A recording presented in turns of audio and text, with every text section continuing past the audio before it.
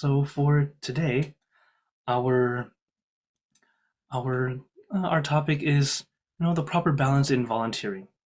So this question came about because someone had told me about how they were volunteering and they just had this big question in their mind, just what's more important, to make sure you volunteer or your own happiness or your health, etc. There's so many different things that people that tend to come up. So with that, we have to understand the difference between selfish and self-care. Okay? Now, why I say this is because some people feel that whenever they do anything for themselves, it's always selfish. Not always. You know, a lot of things that we do for ourselves is so that we can be able to function and be able to be content and be able to do the other things we want to do. So that's why a lot of it is to understanding that, yes, it's okay. Number one is people are asking, am I helping enough or am I being selfish? Am I not doing enough? These are a lot of things that tend to happen. So I have the story with you to share with you about Rahula. So some people might know who Rahula is. Rahula is the son of Siddhartha, or the son of the Buddha. So before he was a Buddha, his name was Siddhartha, and he was a prince and he had a son. And what happened is Rahula eventually became the first novice monk, the first kid monk. Now, being a kid monk, he knew he needed to show respect to all the other monks because he is quite literally at the bottom. So he has to show respect to everyone and care for everyone. But at the same time, while he wants to help everyone, he has this problem. If I help everyone, there's thousands of monks. Am I going to be overworked? Should I do everything for everyone? So the Buddha wanted to explain to him very simply. Rahula was like 7 or 8 years old at the time. So he used simple words like hot and cold. Okay. These were the simple words that he used. Okay. Now to explain. So for our little demonstration, I'm going to use these emojis for hot and cold. So, so what happened is the Buddha said, well, look, if pretty much look at yourself and look at them. If it's hot for you and it's hot for them, don't do it. Then he moved on. He said, if it's hot for you, but it's cool for them, still don't do. If it's cool for you and hot for them, what do you think? Don't do. The only time to do it is when it's cool for you and it's cool for them. Now, these are just simple words to make it easy for a child to understand. But we can see that what's important is not just that you want to make them happy, but it's that both sides need to feel happy about it. And you go, well, if it's both hot for you and hot for them, why would you do it anyway, right? Sometimes we want to help out and we do something more than they want. It ends up not necessarily what they want.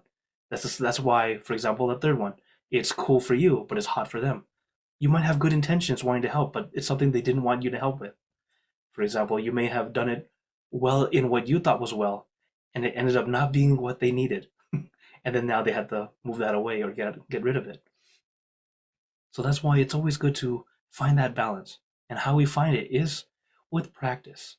It's not exactly something you can do. So I have some of my own stories to share with this. Toxic coworkers and bad communication.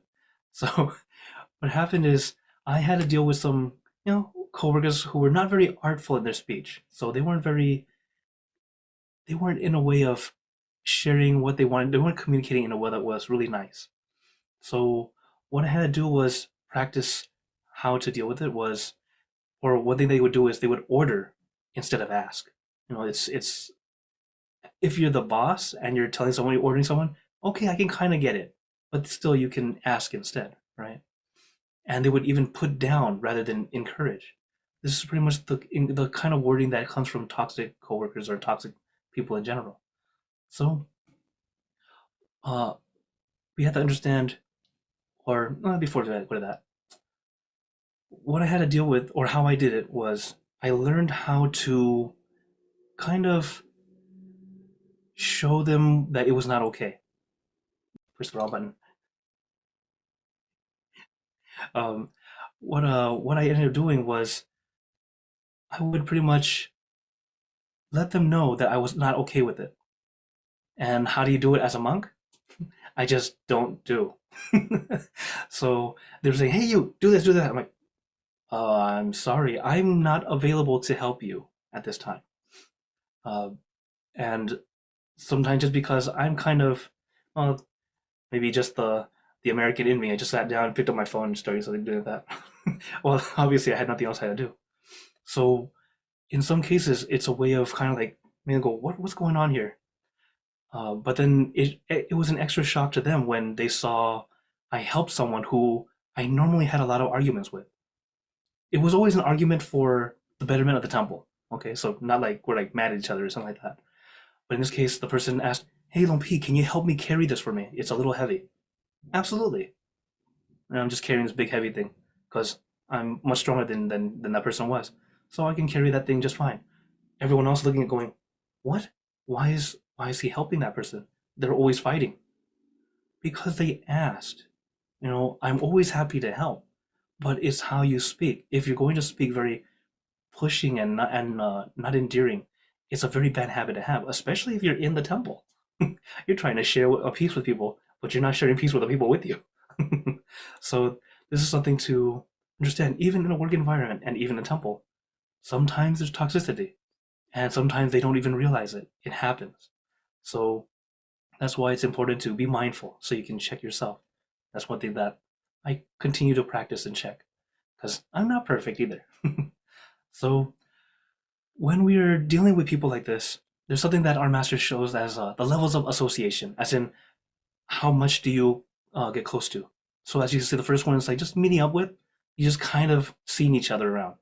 Or later you start to get closer, as in now you have to meet up often, like you work together. So you have to meet up in some way and have to work together in some places, in some aspects. From there, eventually, maybe you start to like each other. Liking in the sense of, hey, this person's okay. I can be a friend, a work friend, something like that. Later on, because of that better relationship, you start to respect one another or be respecting in what they do, which is a great thing. But then after that, it goes into moral support, as in you start to ask them for advice. They become something very important to you, and you start to really believe in them. After that, you start to join in on whatever they're doing until eventually you start to influence and instill behaviors upon one another. So whatever good habits they have or bad habits they have, you will also have it. Now, this is just how our association and relationships tend to work. This is both the good people we meet and the bad people we meet. So with people who are not so great, and you see that they're not really someone we should be close to, and they're very toxic, we try to keep it at just meeting up. That first level, that's enough. Because there's an old proverb, you should give a hound an arm's length, a monkey like a few yards, but a like a but an evil person or someone who's toxic, 100,000 miles might not be enough. Now, in reality, we cannot move every time we meet a toxic person because every time you move, you're going to meet another toxic person because they're everywhere. Okay, sometimes we ourselves are the toxic person, not even realizing it. So, because of this, instead of trying to have physical distance, we have psychological distance. So we only have it up to there. That association of just simply meeting up. If we need to meet up, that's fine. We can meet up. I see you. Hello. Still be polite and normal. Just fine. But this is what we start to see who are our friends and what we should do. So these are some words of wisdom from my master. And when this comes back to when we're volunteering. So he always says, now this comes from Thai. They say first, man tong tuk di. It has to be tuk di, meaning it is correct, as in you're doing it correct. Okay, so if you're going to volunteer or help or do something, first you have to do it correctly, right? Whatever the task is. From there, he says, "Tung di." It means it's reaching, well, the direct translation is reaching good, or you're reaching your goal, or it's good enough.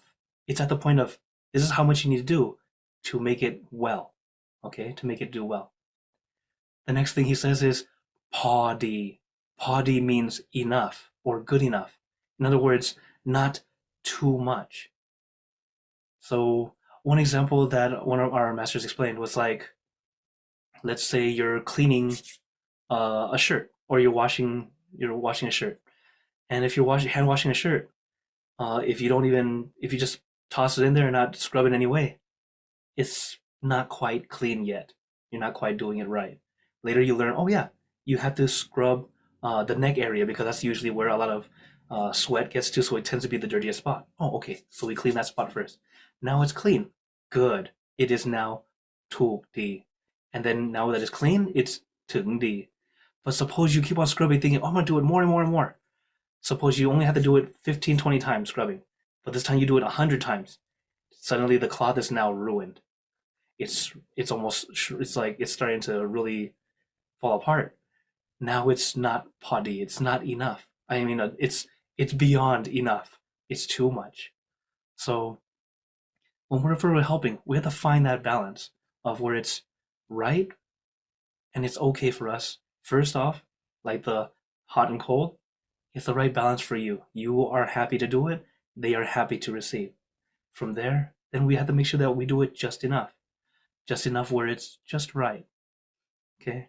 So, like, as I mentioned, like cleaning, we're cleaning our things, we're doing it as nice as we can, but to the right amount, not overdoing. Of course, you can be very happy doing it if you want, but not go overboard and go the wrong way. Okay. So, in general, it's really just finding that balance. That's what we're doing. So we're not trying to go overboard and have problems instead. Okay? So as you can see in this one, the laundry. We want to wash and everything. You put the right amount of detergent, not too much, thinking it'll be more clean. It just ends up being a bubble bath. So this is just a quick little uh, balance to understand. It's really finding the balance. That's the main thing we're doing. So if you want to volunteer and you already have the want, so it's definitely the bottom two already. You want to do it, great. But then check and see, is it something that they want you to do? Or are you overstepping or something like that? Always ask. It's always good to ask. Another story that I didn't plan to talk about. Uh, I some staff were complaining about how hot the office room was because in that building for some reason we couldn't turn off the heater, so it was always hot. And I said, "Oh, okay." So I went to buy them a fan to, to help cool them off. When I brought the fan, they said, what's this for?" "To help you cool down since you guys were complaining." "No, we don't want it." Okay, so I wasted money buying a fan that they didn't want. So even though with good intentions and even pretty much would have been a way to help fix the problem that they had, they didn't actually want it to be fixed. Maybe they just wanted to complain. But either way, always ask first before you simply just do. And don't ever feel like you're not doing enough. Every little bit is always helpful because when you're volunteering, you're giving your time, you're sacrificing your time, your energy to help. And that's always a great thing. But make sure it doesn't end up causing you problems. That's another thing. Okay? So if you have because we all have the same amount of time, we're limited. And in that time, you have time that you can help, great. That's wonderful. And sometimes you help, and then because you might be really enjoying it, and the problem is you end up forgetting about another previous engagement you had. Now it's caused you a problem. So you need to be a bit more mindful. Make sure that you always have that balance, okay? And this is true for monks and staff as well. I always want to help everyone, but we have to have the right balance.